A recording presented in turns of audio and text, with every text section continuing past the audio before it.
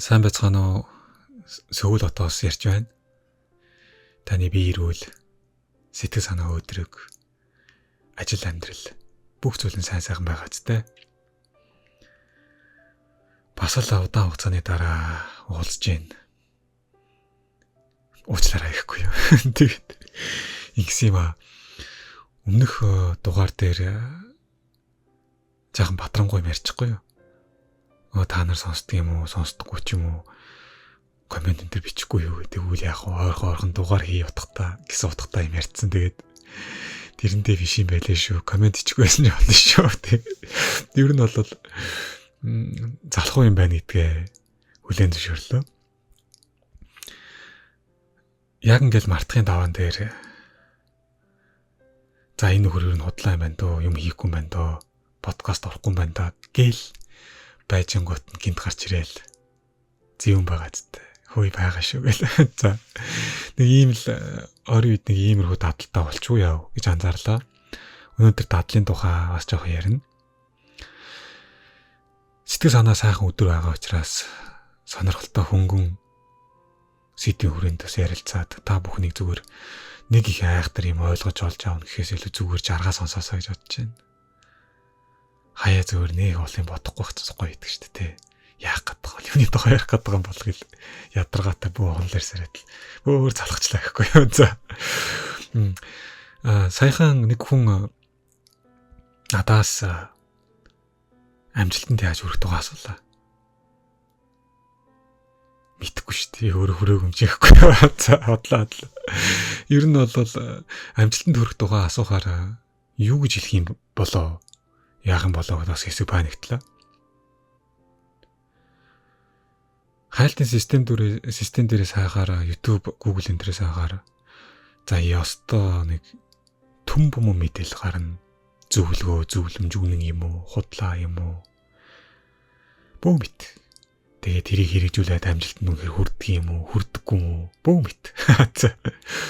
Тэгээд энэ талын одоо юу гэдгийг хүмүүс бодвол амьдралдаа дийлэнх сэтгэл хангалуун бус байгаа болоо бас жоох айх гэдэг юм уу? Эсвэл төрлөх инстинкт дээр saajрахын нөгөө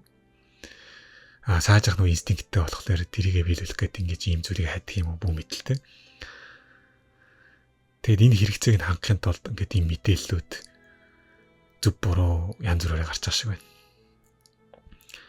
Сэтгэл судлалын шинжлэх ухааны талаас зүгээр амжилтанд хэрхэн хүрэх вэ гэдэг энэ асуултанд уншсан номын хүрээнд тодорхой хариулт өгөх гэж оролдъё гэж бодлоо.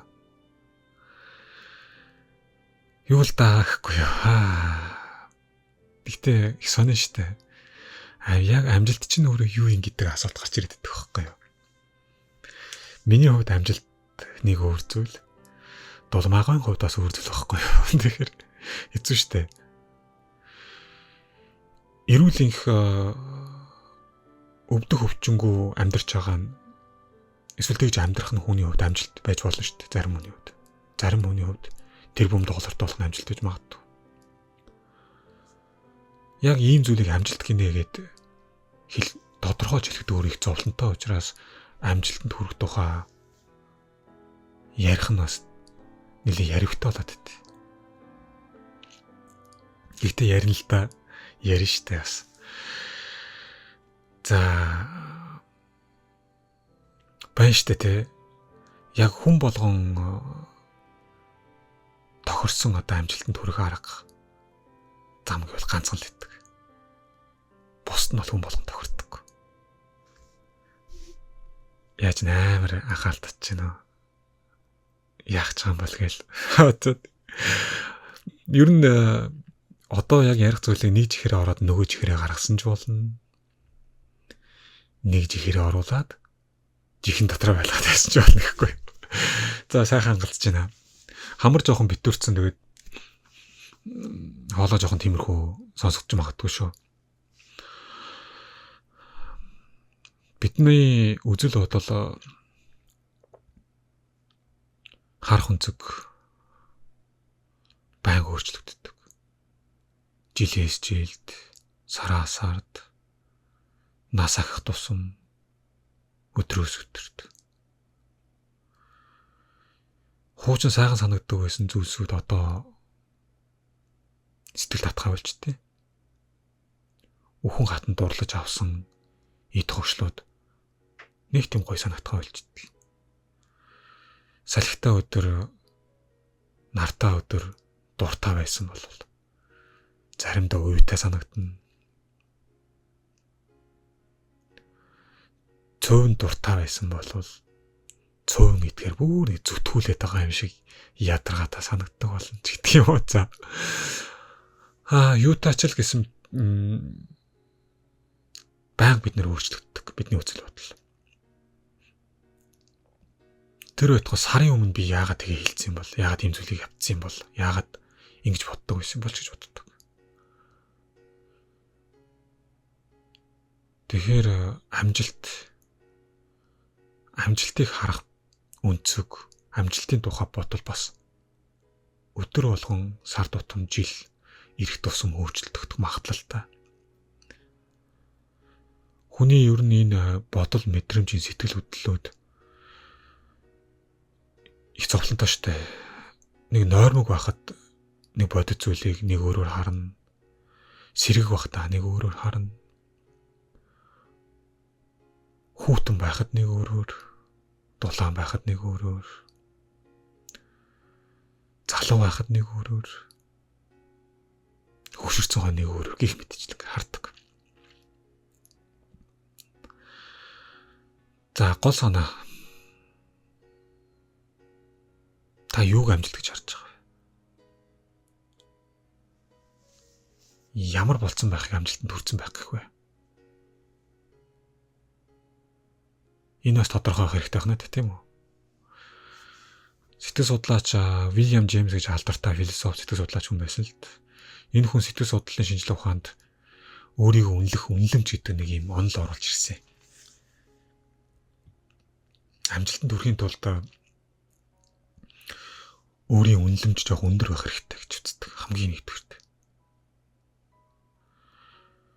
Өөрийн үнэлэмж өндөр байна гэдэг маань өөрийн тухай өөрийгөө харах өнцөг сайн муу, миний тухай сэтгэгдэл, миний өөрийн тухай бодол сэтгэгдэл маань сайн муу аль нэг нь байх хэрэгтэй гэсэн үг болж байгаа.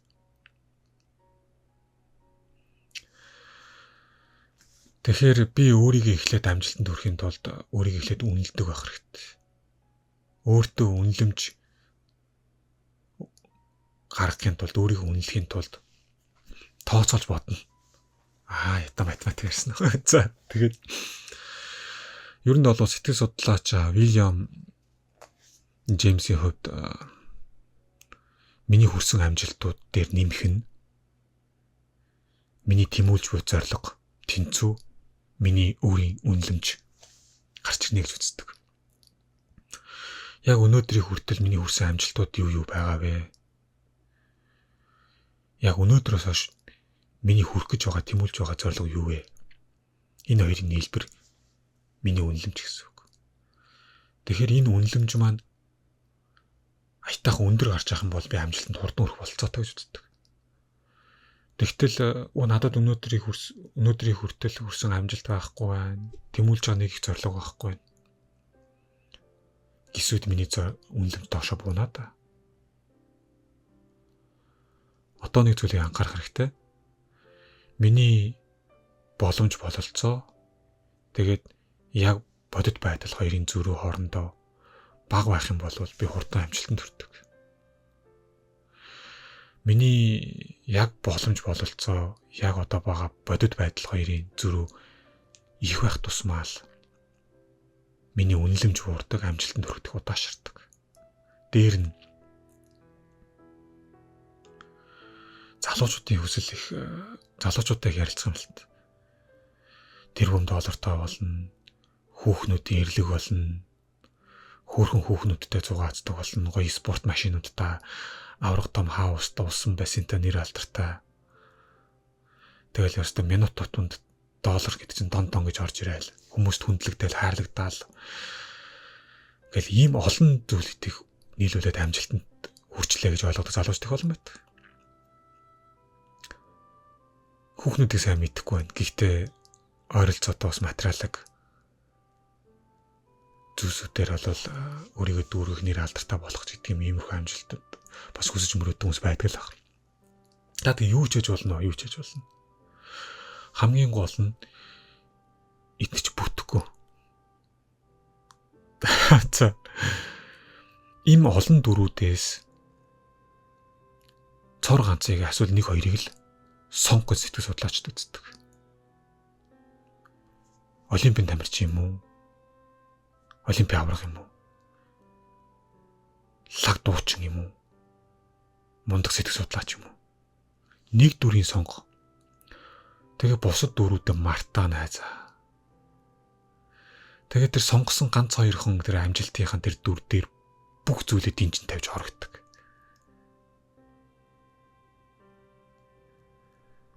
Хэрвээ бүх зүйлээ динжин тавиад ороод хүсэж байсан тэр дүрдээ хүрч чадахгүй бол шалдаа буух, сэтгэлээр унах ганцхан сөрөг талтай. Гэтэ энэ магадлалын хувьд бага. Ямар ч байсан 80-аас дээш хувьтай тэр ганц дүрдээ хүн хүрдэг. Гэдгийг сэтгэл судлаачид их айл эрт бүр 1950-60 оны үед тогтоосон юм шүү дээ. Одоо зөвхөн нийгмийн олон салбар шинжилгээ ухаанууд олон янз өөрийнхөө судалдаг судалгааны хүрээнд янз бүрээр тайлбарлаад байгаа болоос энэс өөр арга байхгүй. Тэгэхээр энэ чинь бол зүгээр одоо харж байна уу? Эхлээд өөрийгөө үнэлчлээ.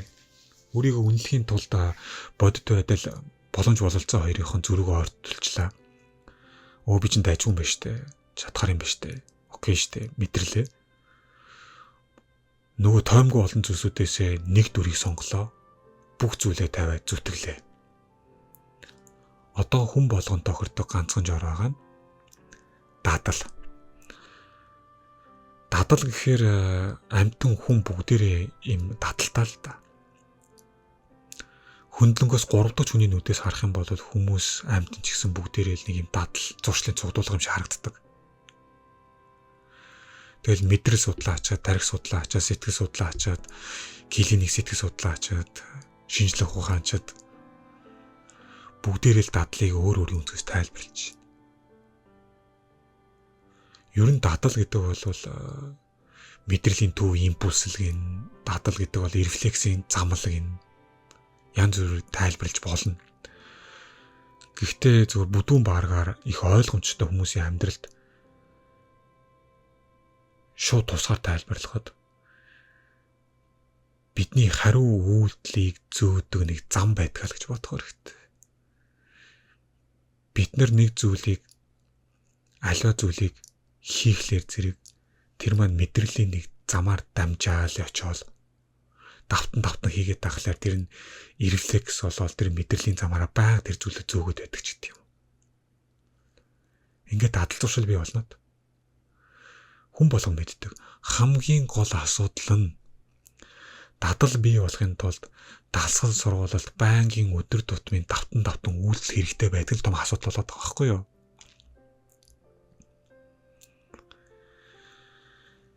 Тэгвэл зорж байгаа зүйлдээ шуудхан эргэлзэлгүйгээр эхлүүлэх нь дадлын шин замыг бий болгодог гэж сэтгэл судлаач үздэг.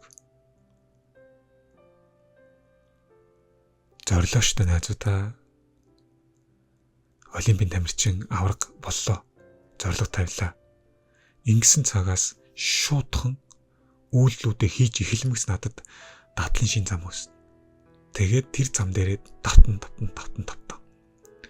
Энэ үед нөгөө тэр бомтон болох, спорт машинтай болох тэр дөрүүдийг мартах хэрэгтэй. Эхлээд авраг болчих.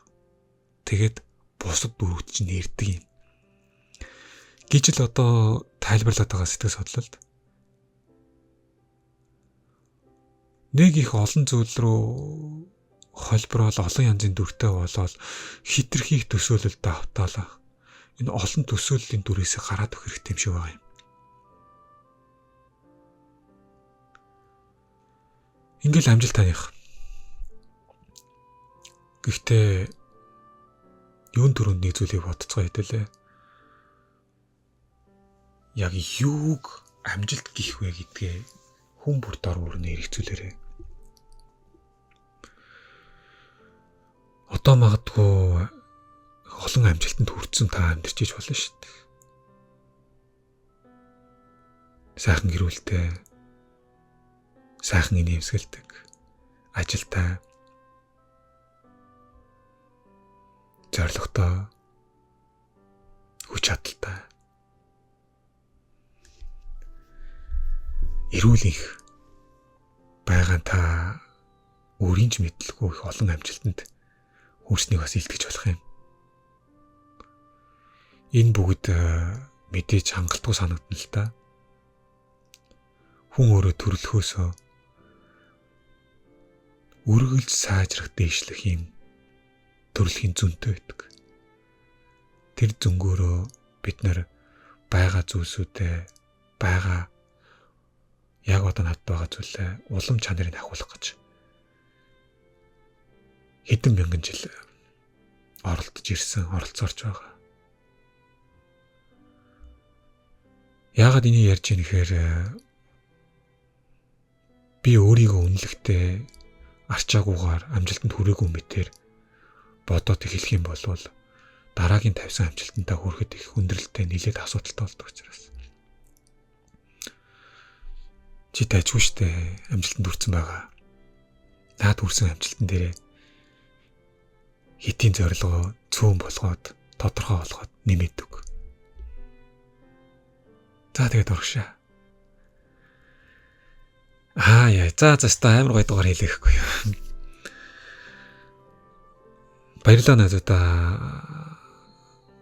Зүгээр хитрхи их мэдээлэл донд бид нэр төөрөлдөд байгаа учраас зүгээр л ингэж ярьчвал амар юм санагдлаа л та.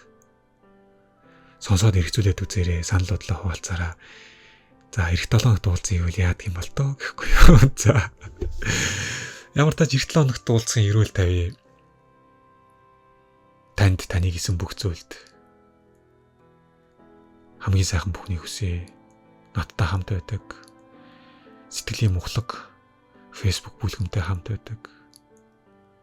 Аргамаг Facebook хуудастай хамт байдаг. Гадаадад амьдардаг, дотоодод амьдардаг, Солонгост амьдардаг. Тандгүй та бүгдэнд нь чин сэтгэлээсээ талархал илэрхийлье. Утгагүй болцгаая. Баяртай.